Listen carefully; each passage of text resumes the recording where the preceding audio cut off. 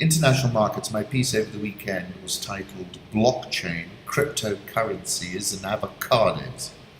Let's start with the basics. New economies tend to create their own lingua francas, and before you know it, we might be nodding sagely, but have become essentially clueless. And if we don't Uberize ourselves, we might end up being Kodaked. Kodak, however, seeking to resurrect themselves from the smartphone, camera phone catastrophe by issuing a Kodak coin. The first term to understand is the blockchain. The blockchain is a continuously growing list of records called blocks, which are linked and secured using cryptography. Each block typically contains a cryptographic hash of the previous block, a timestamp, and transaction data. By design, a blockchain is inherently resistant to modification of the data. It is an open, distributed ledger that can record transactions between two parties efficiently and in a verifiable and permanent way. For use as a distributed ledger, a blockchain is typically managed by a peer-to-peer network, collectively adhering to a protocol for internode communication and validating new blocks. Once recorded, the data in any given block cannot be altered retroactively without the alteration of all subsequent blocks, which requires collusion of the network majority. Blockchains are secure by design and exemplify a distributed computing system with high Byzantine fault tolerance. Decentralized consensus has therefore been achieved with a blockchain. This makes blockchains potentially suitable for the recording of events, medical records, other records management activities such as identity management, transaction processing, food traceability, or voting. Blockchain was invented by Satoshi Nakamoto in 2008 for use in the cryptocurrency Bitcoin as its public transaction ledger. The invention of the blockchain for Bitcoin made it the first digital currency to solve the double spending problem without the need of a trusted authority or central server. This means specific blockchain applications may be a disruptive innovation because substantially lower cost solutions can be instantiated, which can disrupt existing business models. Blockchain protocols facilitate businesses to use new methods of processing digital transactions. Examples include a payment system, a digital currency, facilitating crowd sales, and generic governance tools.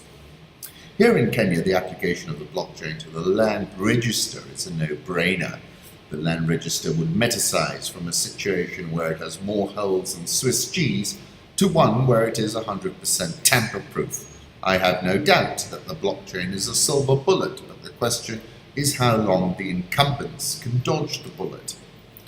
The second term to understand is cryptocurrency. A cryptocurrency is a digital asset designed to work as a medium of exchange that uses cryptography to secure its transactions, to control the creation of additional units, and to verify the transfer of assets. Cryptocurrencies are a type of digital currency, alternative currency, and virtual currency.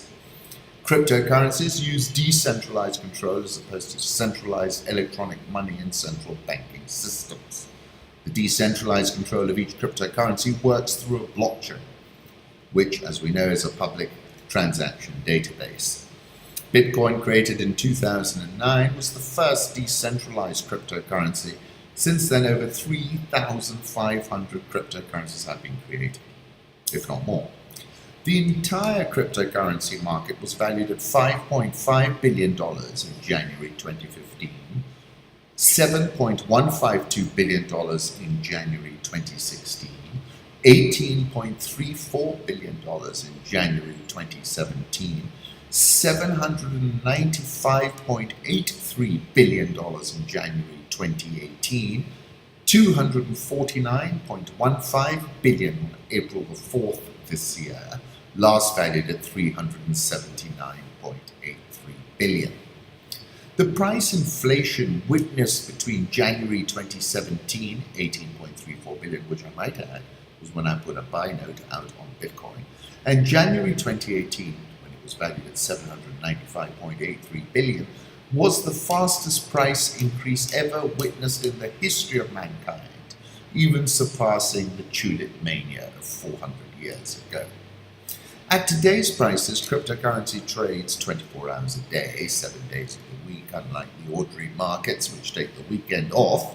Bitcoin constitutes 37.38% of the entire cryptocurrency value, Ethereum 18.49%, Ripple 7.02%, Bitcoin Cash 5.37%, Litecoin 2.03%, IOTA 1.32%, Neo 1.03%, and all the others 24.95%.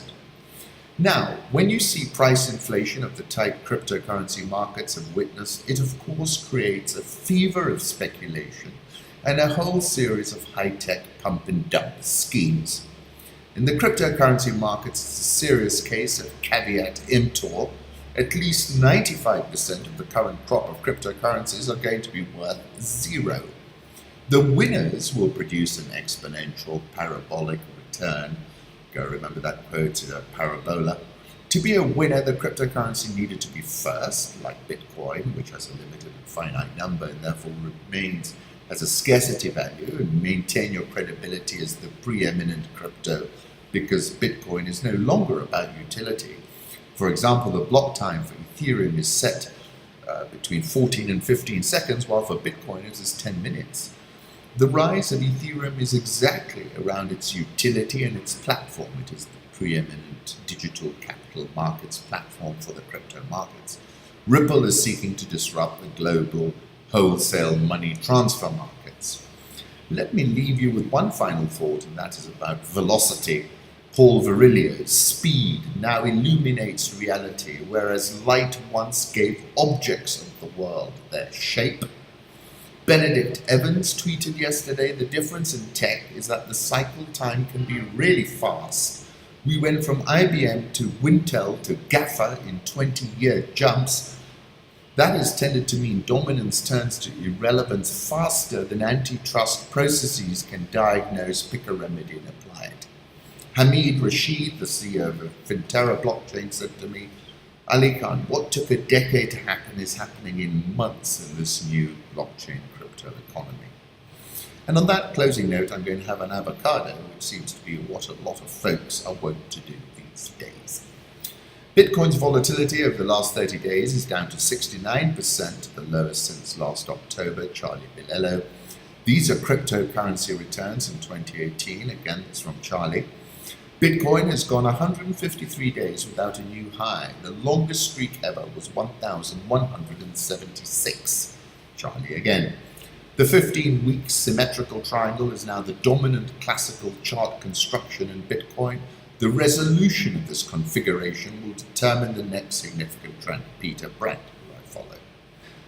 And then, as I said, that quote about speed now illuminates reality, where light once gave objects of the world their shape, is of course from Paul Virilio.